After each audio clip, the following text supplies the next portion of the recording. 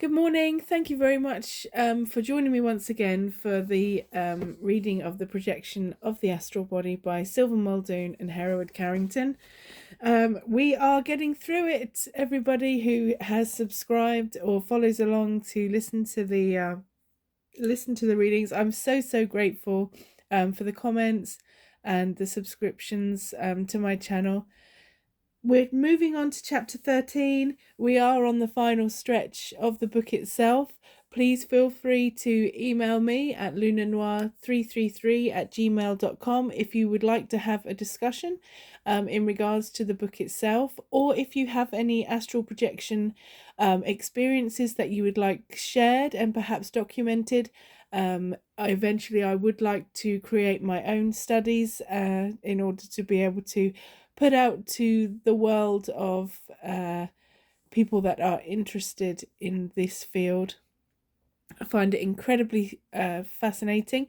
Once again, as with all the introductions with the readings of the projection of the astral body, this book in particular does have some advice or some processes which perhaps as we've moved into modern day science, when we're looking at well-being and mental health and physical health, when it comes to some of the advice to induce astral projection, such as eating salt and etc., is detrimental to health. So we have to bear that in mind, and common sense is most definitely needed when it comes to taking part in those processes. Okay. Sorry if it's a little bit darker today. It's very early in the morning here, so I thought I'd get cracking and then get this set up, and again to follow on to keep going. So we're on page 13, chapter 13, page 249, the crypto-conscious mind. When you use the passive will method, you realize, of course, that it is not the conscious will which moves the astral body out of the physical, but the unconscious will. The reason that the passive conscious will is such a powerful factor is because it wills to the extreme, setting up an extreme stress in the unconscious mind. Then the subconscious or unconscious mind works within itself to bring about the projection. Neither is the controlling intelligence, the ordinary subconscious mind, which does not reason, but is a department of the unconscious mind which does reason, analyze, and direct. Some identify it with the superconscious mind. At least the controlling intelligence is thought to be the superconscious mind. This department of the unconscious mind has a will of its own, just as the conscious mind has a will of its own. Because the division of the unconscious mind has all the qualities of the conscious mind and has a will of its own, like the conscious, I shall call it the crypto-conscious mind. And it is this will which, for the sake of reducing the explanation to its simplest terms, we have spoken of as the subconscious will. So far, it has not been necessary to point out any of the various departments of the mind, and I have referred in general to the subconscious mind and the subconscious will.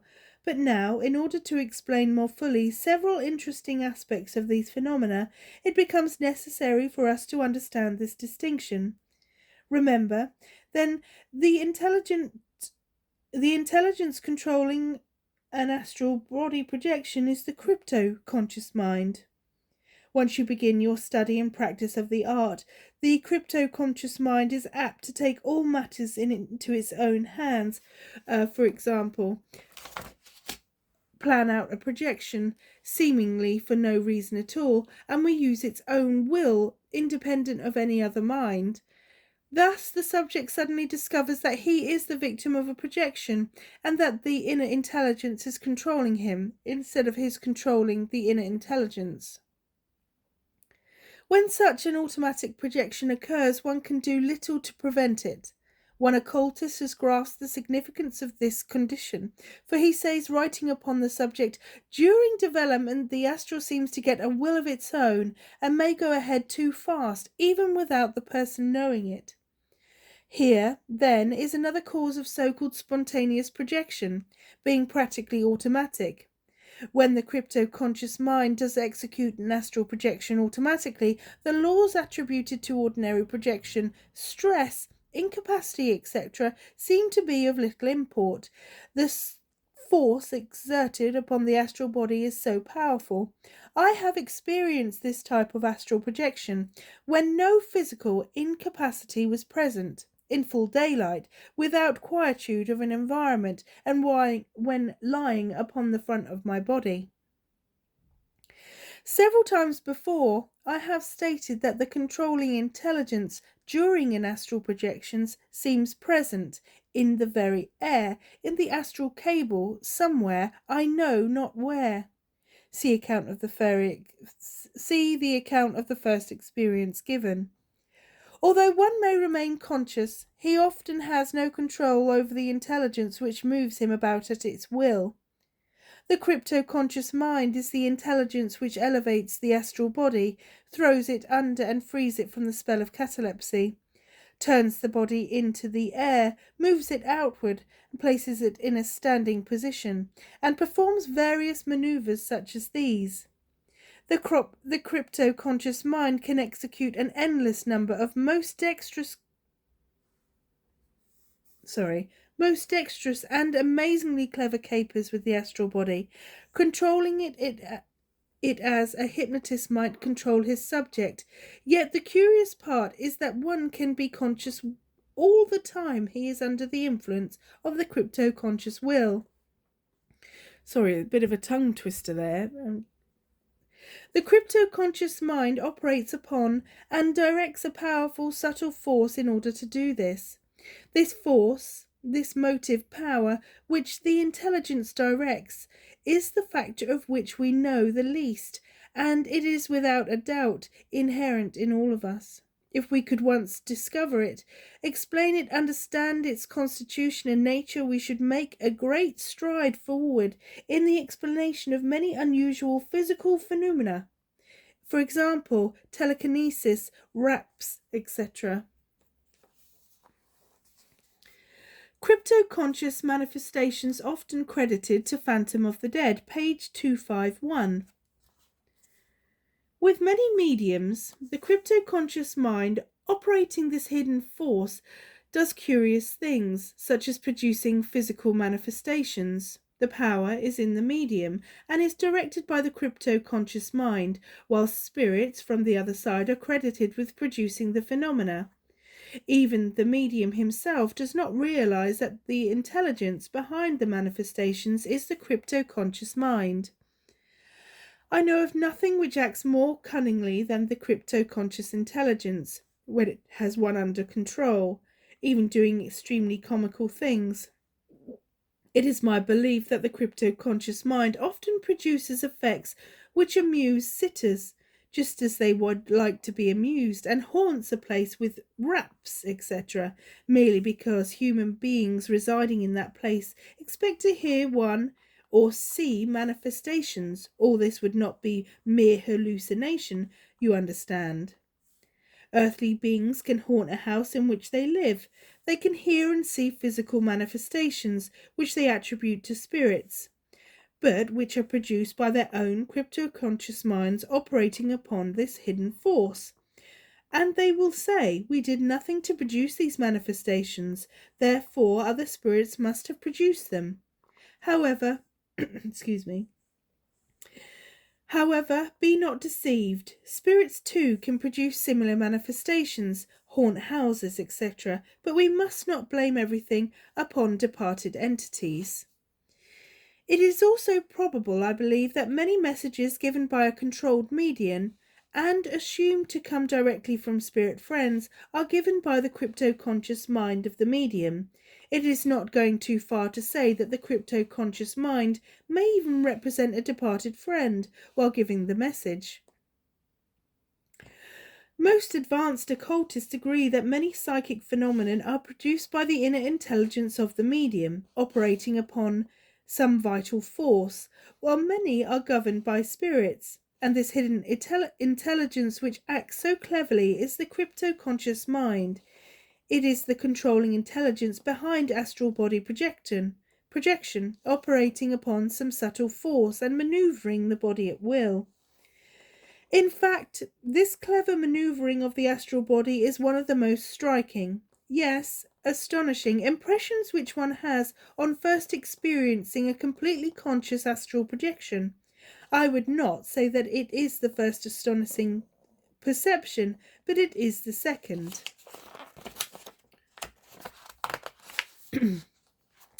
The first almost staggering realization is that of being alive, as you have always known yourself outside your own physical body. The realization of it, when consciously projected, when looking upon one's lifeless physical shell, is almost too amazing to be accepted as true, and throws one into an almost ecstatic state. After recovering from this first staggering realization, the second visual miracle is the dexterous controlling intelligence in operation. This is page 252. I'm just going to pause there just to have a brief discussion. So, when it came to my astral projection journey, I did most definitely lay the groundwork when it came to preparing myself for astral projection. I knew that I could astral project easily in dream state and meditative state. I found it incredibly easy. I have got factors in regards to how I believe that my gift to be able to astral project has evolved. However, in regards to that last statement of when that first time when you become leaps and bounds ahead of your peers that are also in the into the process of astral projection itself. My first example of being in the cataleptic state and then evolving into the hypnagogic state in enabling me to project my body was so overwhelming. I had to leave my practice for 2 weeks.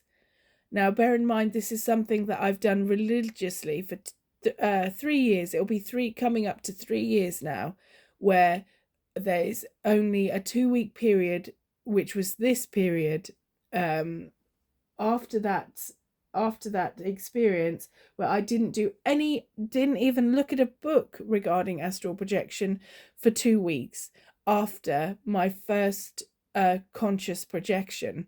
I was so overwhelmed. I wouldn't even explain it as excitement. I wasn't excited. I was completely overwhelmed about the what I had achieved.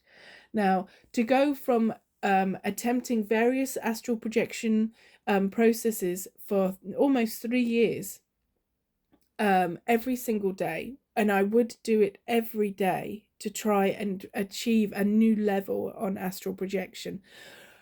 This included studies, reading, research, trying to find people that have the same experiences and trying to explain, but to no avail. I didn't find anybody.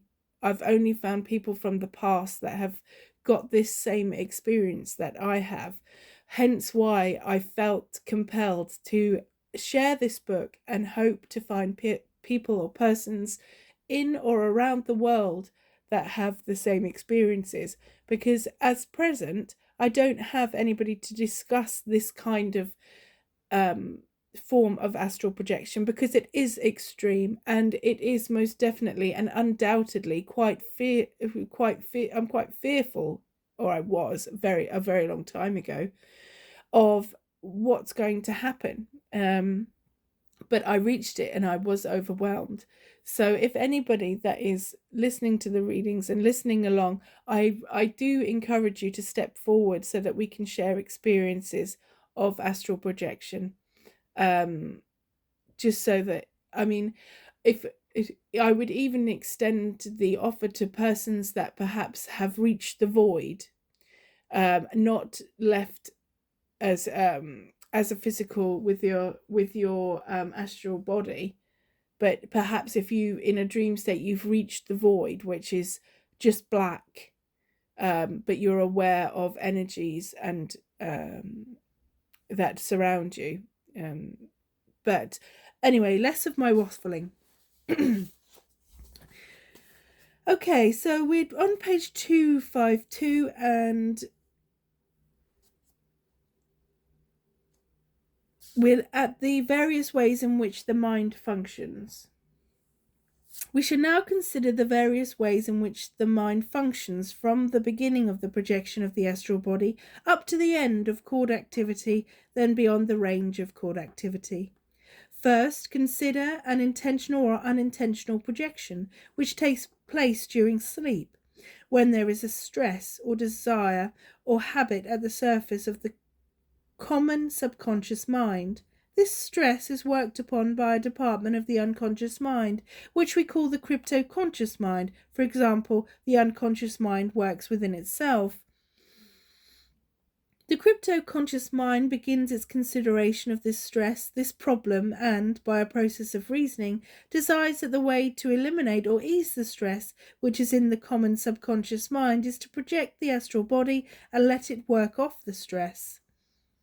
It may be that the crypto-conscious mind does these things at night, while we are asleep, because it knows that we will not do so during the day, when we can consciously interfere. For example, the crypto-conscious mind realizes that the conscious mind is bound or prevented in many instances from working off these stresses, and therefore causes them to be eased while we are unconscious.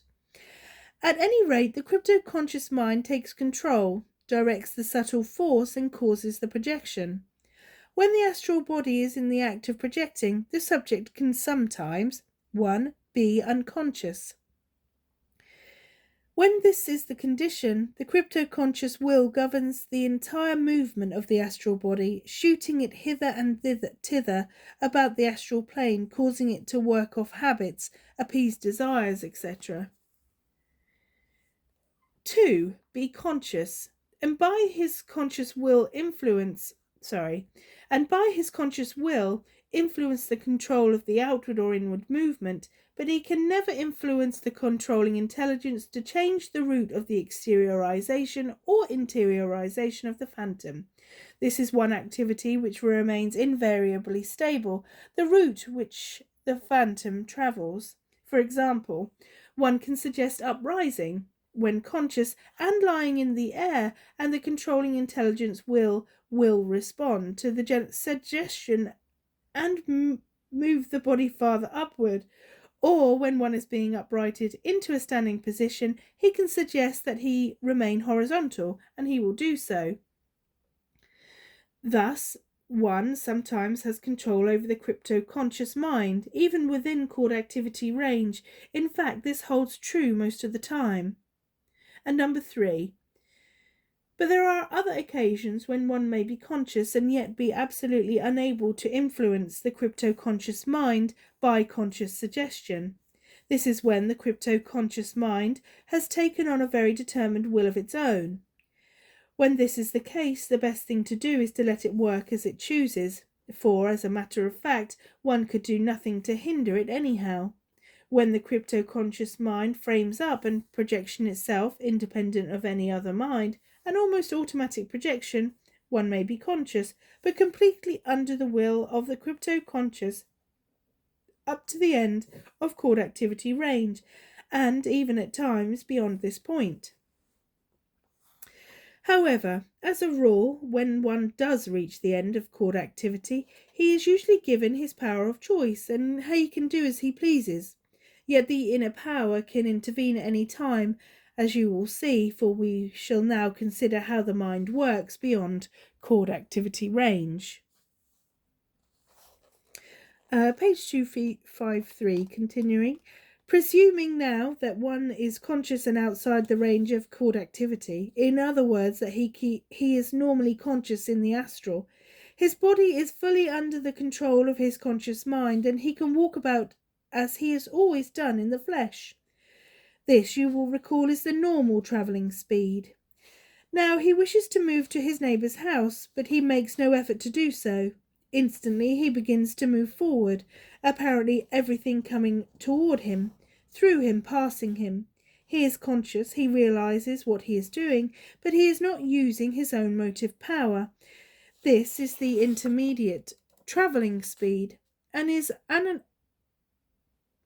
sorry, my stutter is just coming. And is analogous to the conditions within chord activity range wherein one can suggest to the controlling intelligence and it will respond. Now he wishes to be at a friend's house 10 miles distant and instantly finds himself there. This is the supernormal travelling speed and is always unconscious. At his friend's home he can walk about normally or move about at the intermediate speed at will.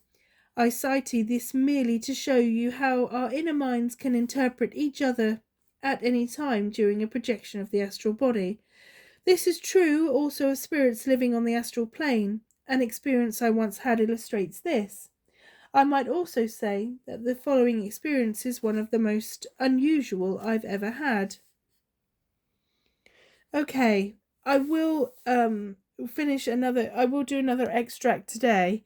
We're on page 254, following on to a superconscious projection. But I do need to pause there.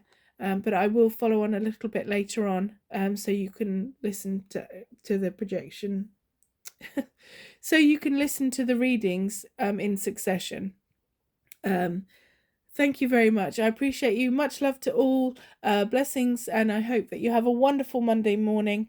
And I will be back fairly shortly. Thank you very much. Goodbye.